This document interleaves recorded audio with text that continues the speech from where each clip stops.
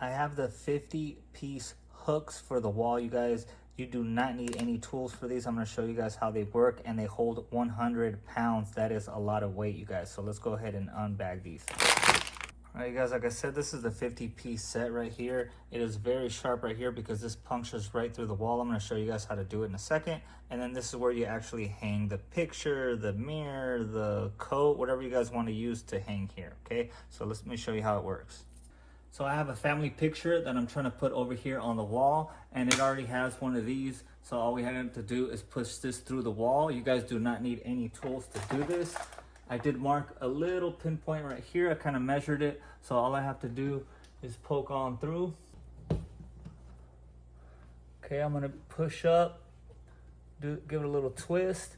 And you guys, just like that, the hook is ready to go. So you could pretty much hang anything you want on here, but of course, they're mainly used for picture frames. So let's go ahead and put our picture up.